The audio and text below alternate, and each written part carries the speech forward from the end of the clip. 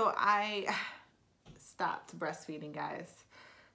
Like, dun dun dun. I know, it's so bad. So I want to tell you guys, oh, my hair, I'm trying to grow it out, try not to cut it, but it looks crazy. But I want to tell you guys why I stopped and how I stopped safely, effectively, without all the pain in 1 week. 1 week. So if you're interested in finding out how I stopped breastfeeding, a little bit about why, and then also about how you can stop safely, effectively, without all the crazy pain in 1 week, then just keep watching. So the reason I stopped, my daughter is super duper sensitive to everything. I cannot eat dairy, eggs, peanuts, anything. So, you know, I took one for the team. Okay, I'm not going to eat these things. They are in everything. Dairy is in everything. So I would eat a meal, not even know that it had anything dairy in it, and then my baby would break out. And I was like, bruh, like literally everything had it in. So as a mom, I want to do what's best for my daughter. And I just felt like I was doing her more harm than good. I know breast milk is so good, but if what I'm consuming is harming her, then I absolutely will just stop and give her infant milk, which is what she's drinking now. Also, I was tired. Like, let's be real, I was tired. I was pumping every 2 hours for 3 months straight. I was tired. The baby would be asleep, I would still be pumping. Everybody chilling, I'm pumping. Like, I'm pumping or feeding her, pumping or feeding her. I wasn't exclusively pumping mom, which means she was not on the breast because she wouldn't latch. So I was just pumping. It was double duty. Everyone thinks it's more glorious when you pump. No, it's double duty. Like, I have to pump and then feed. So I was super duper tired, very emotional, very cranky, sleepy. It just wasn't working. And then also I'm going back to work, and I knew with that pumping schedule, I would not be able to get back to the regular flow of my work. Eventually I was going to have to stop. I wasn't going to be able to take 20 minutes every 2 hours while running a clinic and pump. So I know there are moms who do it. I'm not saying that if you're in the military you can't do it. I'm just saying for me, I knew it wasn't going to work.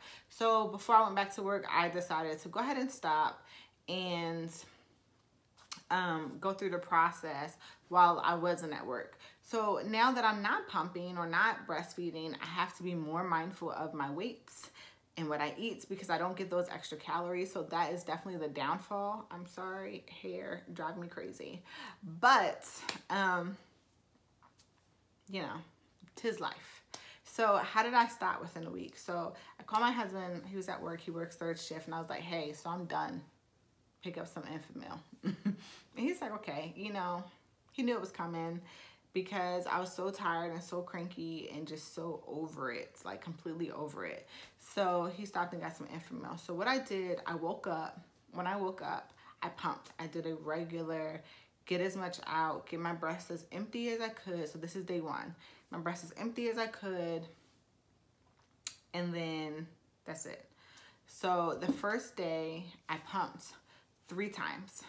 I pumped that morning, and then I pumped like when I couldn't take it anymore. So probably about 3:30-ish, you know, early afternoon.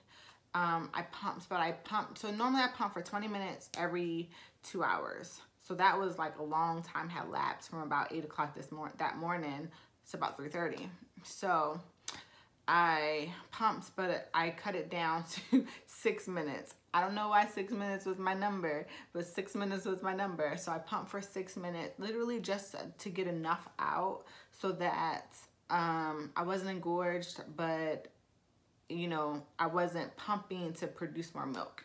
And then I pumped one more time around midnight before I went to bed. So the next day, I did that again.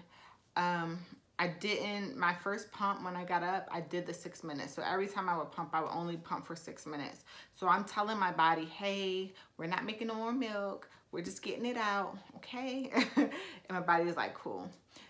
So the third day, I did not do that first pump. I got in the shower and I allowed it to come out. So when you get in the shower, you have a letdown. That warm water is going to make you have a letdown. So I had a letdown, and then, you know, there were lumps and stuff. So I just took my hand and kneaded, like really just kneaded, and tried to get as much out naturally. I didn't squeeze, I didn't pump. I just kneaded it and tried to get that milk to move, because that's the thing. Mastitis is caused by your milk not moving. You know, it's just sitting there dormant, and you know, everything's in flames because it's getting engorged and full and, you know, ridiculous. So I just tried to move it as much as I could.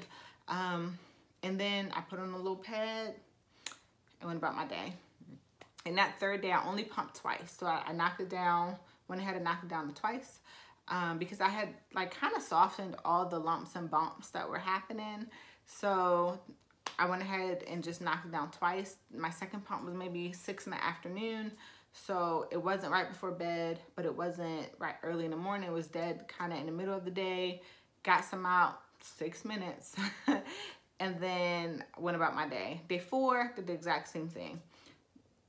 So literally I'm only pumping once then at this point, because I'm letting my letdown happen, making sure to knead, you know, any lumps and bumps that are happening, any engorgement, and then having that pump in the early evening at this point. So what are we on, day 5? Day 5, I only did the shower. So I did not do that last pump. I think day 6 I had to do that last pump because it was tingling. It wasn't hurting, but it was tingling. So I had went all day 5 without pumping at all. I did allow my letdown to happen. If there were any lumps and bumps, you know, I needed them out, but that was kind of it. Then I went that whole day. And then I went all of day 6 without pumping, but probably around 5 o'clock on day 6, I was like, okay, so I got to get some of this out. And I literally did like 4 minutes, and then that was it. And after that, I wasn't even leaking anymore. I didn't have to wear the little mommy pads anymore. I didn't have to do anything. So my advice for moms who want to quickly get over pumping and just stop without the pain is, first of all, ibuprofen. So mastitis is inflammation. Ibuprofen is an anti-inflammatory. Girl, take you some ibuprofen, okay? So that if you were going to have pain, it kind of nips it in the bud. So I did put myself on the ibuprofen regimen. Not a doctor. Talk to your doctor before you do that. But I did put myself on an ibuprofen regimen for the first couple of days because I knew that my body was going to be a little angry, hangry, upset at me. 2, listen to your body. So if you feel like you need to pump, then pump. That 6th day, I felt like I needed to pump. I had to get some out. It was tingling. It was just like, girl, please. And that was officially my last pump. 3, cut down your pumps. So all on Pinterest and things of that nature, I've seen people say, hey, cut down 1, you know, over a week. I ain't got time for that. I was not trying to wean myself for 3 weeks. Like, that's a lot. So just cut down. First start by cutting down the time limit that you're pumping, and then start knocking some out. I cut dramatically. I went from pumping every 2 hours to 3 times that first day I was weaning. So it's up to you. Listen to your body, but definitely cut down your time limit that you're pumping for and your number of times that you are pumping. Then also, once you get towards the end of your weaning cycle, don't pump at all. You know, allow your body to naturally do what it do, you know. Wear the little mommy pads that go into your bra. I didn't wear them for a couple of days. I was so wet. I was like, oh, there's a lot going on. So wear those, or excuse me, or you can haka. A lot of us have a haka. Use the haka. It's kind of a more gentler process than the pump. So just allow your body to naturally get rid of that milk, but you do want the flows to happen. mastitis is coming from just sitting and being dormant. So you do want to, you know, massage your breast. You do want to get out as much as possible in the gentlest way. So that's why I allowed my letdown to happen. A lot of things that I read say don't put your boobs in the, you know, in the water because you're gonna have a letdown. Okay, but I need to get this milk out. So let your letdown happen. I literally would put on my oil. I use bio oil. I would put that on my breast and I would just stand on my towel and let the letdown happen. And then I would like hunch over and put all the rest of my body oil or lotion or whatever on and be about my day. And then when I was done, I mean, it would still be leaking, it's fine. Put your little pad in there, go about your day. So biggest thing is listen to your body though. If you start to have a fever, if you start to feel sick, if you feel like you need to pump. It took me a week. It might not take you a week. I did have tenderness the second week after, but that was my breast literally like shriveling up and getting rid of the little bit of milk that it had left. So, and they actually took turns. So this boob would be tender and then it's fine, and then this boob. And I was like, y'all couldn't do it together. Y'all can't be tender together, but it's fine. I'm about 2 weeks post pumping and I'm completely done. I don't leak, I don't hurt. Everything is back to normal. They're still a little big, but they probably do have a little bit more milk in them. They probably do take, it probably does take a little bit longer to actually dry all the way up.